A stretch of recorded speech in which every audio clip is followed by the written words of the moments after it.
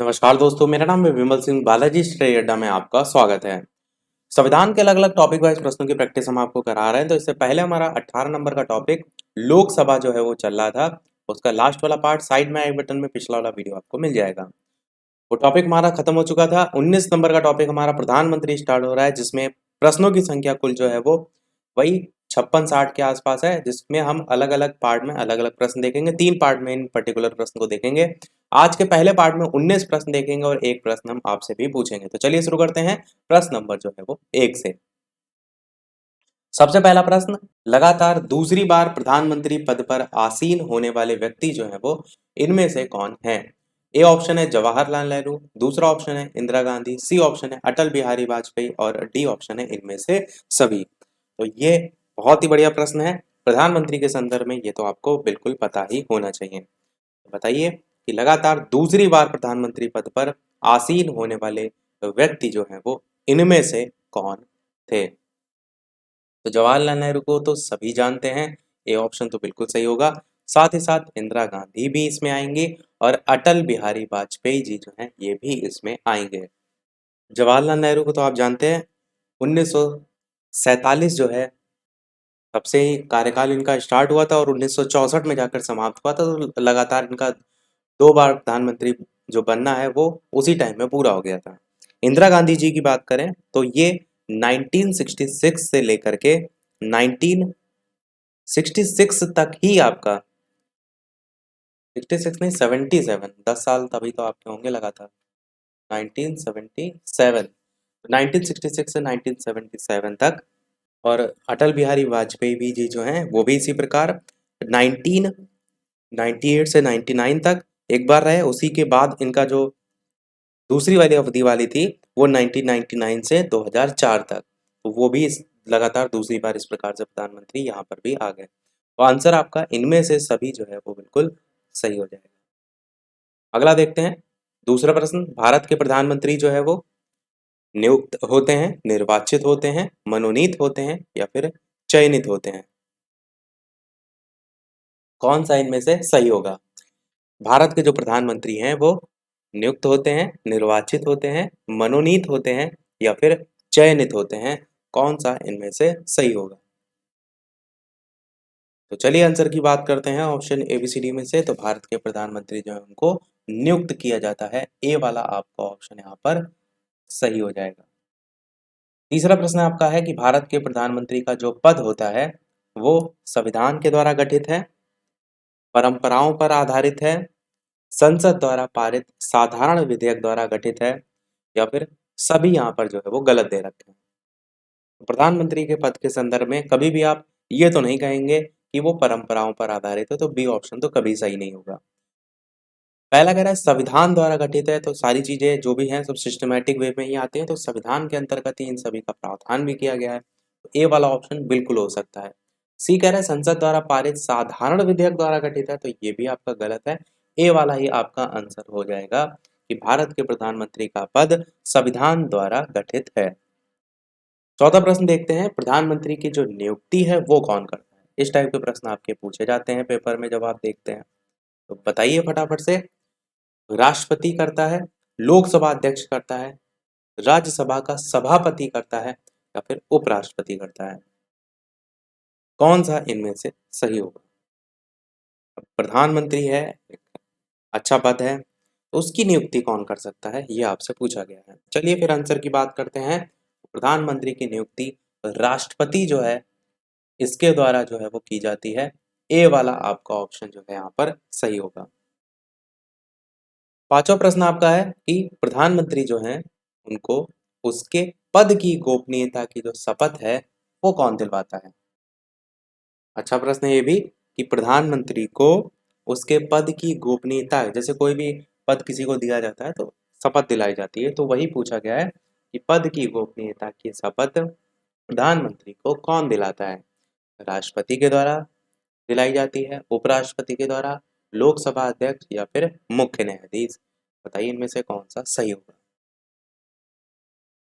Answer की बात करते हैं ऑप्शन एबीसीडी में से, तो आप यहाँ पर भी राष्ट्रपति के साथ ही जाएंगे कि राष्ट्रपति ही शपथ दिलाने का कार्य भी करता है। नियुक्ति भी राष्ट्रपति के द्वारा और गोपनीयता की शपथ भी राष्ट्रपति के द्वारा। छठा प्रश्न देखते हैं कि सामान्यतः जो प्रधानमंत्री हैं वो लोकसभा का सदस्य होता है, राज्यसभा का सदस्य होता है, लोकसभा के बहुमत दल का नेता होता है या राज्यसभा के बहुमत दल का नेता होता है। अब राज्यसभा से तो प्रधानमंत्री का लेना देना होता नहीं, क्योंकि राज्यसभा से तो उपराष्ट्रपति का लेना देना होता है। तो बी वाला ऑप्शन भी काट दीजिए और डी वाला ऑप्शन भी राज्यसभा वाला काट दीजिए। बचा आपका लोकसभा का सदस्य होगा या लोकसभा के बहुमत दल का नेता होगा। तो अगर केवल लोकसभा का सदस्य होगा तो फिर उसे प्रधानमंत्री कैसे बनाया जाएगा, इसलिए जरूरी है बहुमत दल का नेता। तो आपका यहाँ पर जो आंसर है वो सी वाला बिल्कुल जो है वो सही हो जाएगा। लोकसभा के बहुमत दल का नेता जो है वो होता है। सातवां प्रश्न देखते हैं कि भारत में एक व्यक्ति अधिक से अधिक कितनी बार प्रधानमंत्री पद पर नियुक्त हो सकता है? बताइए। केवल एक बार हो सकता है, केवल 2 बार हो सकता है, केवल 3 बार हो सकता है या कितनी भी बार जो है वो हो सकता है? साथ ही साथ वीडियो पसंद आए तो लाइक भी अवश्य करते रहिएगा। इसी प्रकार अच्छे अच्छे प्रश्न हम प्रैक्टिस करते हैं। प्रधानमंत्री पद के संदर्भ में पूछा है कि सोच लीजिए कि एक कोई पर्टिकुलर प्रधानमंत्री है तो वो अधिक से अधिक कितनी बार प्रधानमंत्री पद पर नियुक्त हो सकता है। आंसर की बात करते हैं तो आपका आंसर कितनी भी बार जो है वो हो सकता है। आपका कोई भी लिमिट जो है वो नहीं है। आपका बढ़िया वर्क होगा तो जाहिर सी बात है आगे और आप बढ़ते जाएंगे। आठवां प्रश्न है, भारत में शक्तियों का प्रमुख उभरता केंद्र जो है वो है लोकसभा, राज्यसभा, प्रधानमंत्री, मंत्रिपरिषद। कौन सा इनमें से सही होगा? भारत में शक्तियों का प्रमुख उभरता केंद्र जो है वो किसे आप कहेंगे? अब टॉपिक यहाँ पर चल रहा है प्रधानमंत्री, तो आपका आंसर भी प्रधानमंत्री ही होगा। ये तो आपने सोच लिया होगा, पर इस चीज को याद रखिएगा।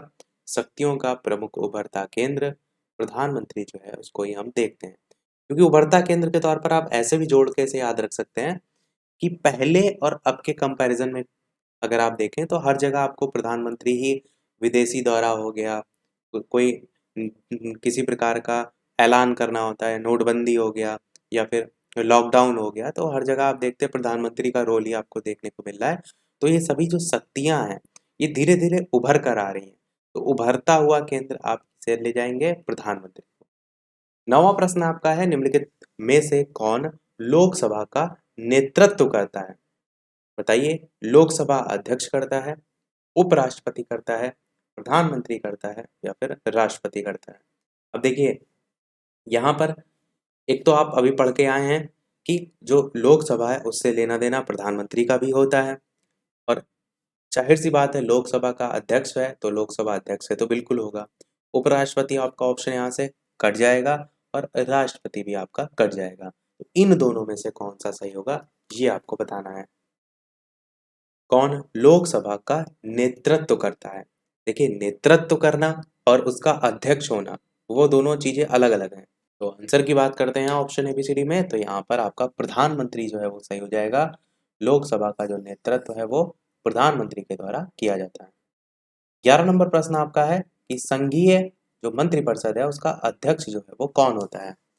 राष्ट्रपति होता है, प्रधानमंत्री होता है, गृह मंत्री होता है या फिर कैबिनेट सचिव होता है? संघीय मंत्रिपरिषद का अध्यक्ष जो है वो कौन होता है? चलिए फिर आंसर की बात करते हैं ऑप्शन एबीसीडी में से। तो आपका प्रधानमंत्री जो है वो बिल्कुल सही हो जाएगा। संघीय मंत्रिपरिषद का जो अध्यक्ष है वो प्रधानमंत्री जो है वो होता है। अगला प्रश्न देखते हैं आपका 11 नंबर कि नीति आयोग का अध्यक्ष कौन होता है? ये भी आपका बहुत ही अच्छा प्रश्न है, पूछ लिया जाता है। नीति आयोग से पहले जो है वो योजना आयोग चलता था, जो कि अब समाप्त हो गया है। उसकी जगह नीति आयोग आ गया है। तो नीति आयोग का अध्यक्ष जो है वो कौन होता था? राष्ट्रपति कौन होता है? राष्ट्रपति, उपराष्ट्रपति, प्रधानमंत्री या फिर गृह मंत्री? तो चलिए फिर आंसर की बात करते हैं इन चारों ऑप्शन में से। तो आपका प्रधानमंत्री यहाँ पर भी सही हो जाएगा।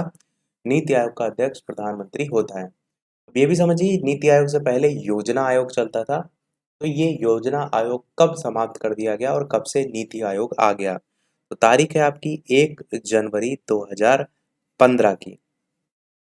इसको जो है गठन करने की तारीख है, किसको गठन करने की? नीति आयोग। तो नीति आयोग की स्थापना की तारीख है 1 जनवरी 2015। और जो योजना आयोग है, इसमें आपकी पंचवर्षीय योजनाएं चलती थी। योजना में वर्ड ही है योजना, तो पहले पंचवर्षीय योजना नहीं चलती थी, पहली पंचवर्षीय योजना, दूसरी, तीसरी, तो वो सभी पहले चलती थी। अब उसकी जगह योजना आयोग की जगह नीति आयोग जो है वो आ गया है। 12 नंबर प्रश्न आपका है, आमतौर पर भारत के जो प्रधानमंत्री हैं वो होते हैं। तो कोई इसमें खास नया प्रश्न नहीं है, हम देख कर आए हैं। बताइए फटाफट से कौन सा इनमें से सही होगा।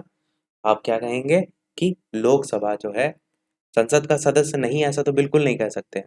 संसद लोकसभा का सदस्य बिल्कुल कह सकते हैं, राज्यसभा का सदस्य भी नहीं, दोनों सदनों का सदस्य भी आप नहीं कहेंगे। बी वाला आपका आंसर सही होगा कि आमतौर पर भारत के जो प्रधानमंत्री हैं वो लोकसभा के सदस्य जो है वो होते हैं। अगला देखते हैं आपका 13 नंबर प्रश्न, जो कि आपको सही क्रम बताना है कि कौन सा जो है वो सही है भारत के प्रधानमंत्रियों के संदर्भ में। तो पहला नाम है यहाँ पर इंदिरा गांधी, दूसरा नाम है जवाहरलाल नेहरू, तीसरा नाम है मोरारजी देसाई और चौथा है चौधरी चरण सिंह। अब आपको बताना यह है कि इनमें से क्रम जो है वो कौन सा, प्रधानमंत्रियों का कौन सा क्रम जो है वो सही है। 1 2 3 4 इसी क्रम में है, 2 3 1 4, 2 1 3 4, 3 2 4 1, कौन सा जो है इनमें से सही होगा? भारत के प्रधानमंत्री जो हैं उनका इनमें से कौन सा क्रम जो है वो सही है? तो चलिए फिर आंसर की बात करते हैं कि किस प्रकार से इसका क्रम होगा। तो सबसे पहले इसमें आएंगे सेकंड वाले ऑप्शन, पंडित जवाहरलाल नेहरू, जो कि आप देखिए दो वाला ऑप्शन ना तो पहले में दे रखा है ना तो चौथे में दे रखा है, तो दोनों ही प्रश्न के ऑप्शन कट जाएंगे। बचा बी वाला, बचा सी वाला। अब दो तीन या दो एक, तो पहले मोरारजी देसाई आए थे या फिर इंदिरा गांधी जी आई थी? तो आप कहेंगे पहले इंदिरा गांधी जी आई थी, तो दो के बाद आपका एक नंबर आएगा, तो ये आपका बी वाला ऑप्शन भी कट जाएगा। आंसर आपका यहाँ पर सी हो जाएगा, दो एक, और उसके बाद मोरारजी देसाई तीन, और फिर बाद में चौधरी चरण सिंह। क्योंकि सबसे पहले आपके जवाहरलाल नेहरू आए थे, उसके बाद गुलजारी लाल नंदा आए थे, लाल बहादुर शास्त्री आए थे, फिर गुलजारी लाल नंदा आए थे, जो कि कार्यवाहक भी है ना इसमें काफी बीच बीच में। उसके बाद आपका इंदिरा गांधी जो है इनका नंबर आता है, तो वही जवाहरलाल नेहरू के बाद डायरेक्ट इंदिरा गांधी का नाम आ गया। उसके बाद फिर डायरेक्ट मोरारजी देसाई का ही नाम आता है, और लास्ट में आप चौधरी चरण सिंह देखेंगे तो उनका आ जाता है। 14 नंबर प्रश्न है आपका, संसदीय तंत्र में वह व्यक्ति प्रधानमंत्री चुना जाता है जो निम्न का नेता होता है। उच्च सदन जो है उसमें बहुमत दल का, निम्न सदन में बहुमत दल का, उच्च सदन में अल्पमत का, या फिर निम्न सदन में अल्पमत का, कौन सा इनमें से सही होगा? संसदीय जो तंत्र है उसमें वह व्यक्ति प्रधानमंत्री चुना जाता है जो निम्न का नेता होता है। तो बताइए इनमें से कौन सा जो है आपका सही होगा। चलिए फिर आंसर की बात कर लेते हैं ऑप्शन एबीसीडी में से। तो आपका जो निम्न सदन है इसमें बहुमत दल जो है इसका नेता होता है संसदीय तंत्र में, वही व्यक्ति प्रधानमंत्री चुना जाता है। और पहले भी मैंने आपको बताया कि जो राज्यसभा होता है उसको हम कहते हैं उच्च सदन, और जो लोकसभा होता है उसे हम निम्न सदन कहते हैं। और ये क्लियर पहले ही मैंने कर दिया कि प्रधानमंत्री जो है वो लोकसभा से संबंधित हैं, और लोकसभा को निम्न सदन कहते हैं। उसी में बहुमत दल का नेता जो है वो प्रधानमंत्री जो है आपका हो जाएगा। 15 नंबर प्रश्न है, मंत्रिमंडल संघीय की बैठक की अध्यक्षता कौन करता है? राष्ट्रपति, उपराष्ट्रपति, लोकसभा अध्यक्ष या फिर प्रधानमंत्री? तो मंत्रिमंडल जो है उसकी बैठक की अध्यक्षता कौन करता है, ये यहाँ पर पूछा गया है। बताइए ऑप्शन एबीसीडी में से कौन सा जो है आपका सही होगा। चलिए फिर बात करते हैं आंसर की। तो आपका आंसर प्रधानमंत्री यहाँ पर बिल्कुल सही हो जाएगा। प्रधानमंत्री जो है इन्हीं के द्वारा इसकी अध्यक्षता जो है वो, बैठक की अध्यक्षता जो है वो की जाती है। 16 नंबर प्रश्न आपका है कि प्रधानमंत्री की नियुक्ति राष्ट्रपति जो है वो करता है, ये किस अनुच्छेद में जो है वो वर्णित है? आर्टिकल से संबंधित तो पूछ ही लिया जाता है आपसे प्रश्न, बताइए इनमें से कौन सा जो है वो सही होगा। अनुच्छेद 61, अनुच्छेद 70, अनुच्छेद 75, अनुच्छेद 85। प्रधानमंत्री की जो नियुक्ति है वो राष्ट्रपति करता है, ये किस अनुच्छेद में कहा गया है? बताइए ऑप्शन एबीसीडी में से कौन सा सही होगा। चलिए फिर बात कर लेते हैं उत्तर की। तो आपका आंसर जो है यहाँ पर सी वाला बिल्कुल सही होगा, यानी कि अनुच्छेद 75 जो है आपका सही हो जाएगा। अनुच्छेद जो 75 है, और थोड़ा और अगर इसे आप डिटेल में कहें तो अनुच्छेद 75 एक, इस टाइप से 75 के ब्रैकेट में हम लिख देते हैं ना, ये है। तो प्रधानमंत्री की नियुक्ति राष्ट्रपति के द्वारा की जाती है, वो इसमें लिखा गया है। इसमें एग्जैक्ट जो लाइन है वो ये लिखी गई है कि भारत के प्रधानमंत्री की नियुक्ति राष्ट्रपति जो है इनके द्वारा की जाएगी, और जो अन्य मंत्री हैं उनकी नियुक्ति राष्ट्रपति जो है वो प्रधानमंत्री के परामर्श से करेंगे। ये एग्जैक्ट लाइन आपको देखने को मिलती है। 17 नंबर प्रश्न देखते हैं कि भारत के जो प्रधानमंत्री पद है उसके लिए उम्मीदवार की कम से कम कितनी उम्र होनी चाहिए? बताइए क्या आप उम्र वो पूरी कर चुके हैं प्रधानमंत्री पद बनने के लिए? 25 वर्ष, 30 वर्ष, 35 वर्ष या फिर 40 वर्ष, कौन सा इनमें से सही होगा? ऑप्शन ए, बी, सी या डी में से आंसर की बात करते हैं। तो चलिए फिर बात करते हैं आंसर की। उम्मीदवार की कम से कम कितनी उम्र होनी चाहिए भारत के प्रधानमंत्री पद बनने के लिए? तो 25 वर्ष आपका बिल्कुल सही हो जाएगा। आपकी यदि 25 पूरी हो गई है तो मान लीजिए आप भी प्रधानमंत्री बन सकते हैं, एक दिन का प्रधानमंत्री। 18 नंबर प्रश्न देखते हैं कि भारत के प्रधानमंत्री जो हैं वो राष्ट्रपति द्वारा चुने जाते हैं, राज्यों के मुख्यमंत्री द्वारा चुने जाते हैं, या फिर लोकसभा में बहुमत दल के नेता होते हैं, या फिर चुने नहीं जाते हैं बल्कि वंशानुगत होते हैं। वंशागत लिखा है, वंशानुगत वाला तो पैटर्न बहुत पहले समाप्त हो चुका है, तो डी ऑप्शन तो बिल्कुल नहीं होगा। राष्ट्रपति भारत के प्रधानमंत्री चुने जाते हैं, तो ये तो अभी हमने ऊपर आर्टिकल में देखा भी था। राज्यों के मुख्यमंत्री द्वारा चुने जाते हैं, बिल्कुल नहीं। लोकसभा में बहुमत दल के नेता होते हैं, बस यही आपका बिल्कुल जो है वो सही हो जाएगा।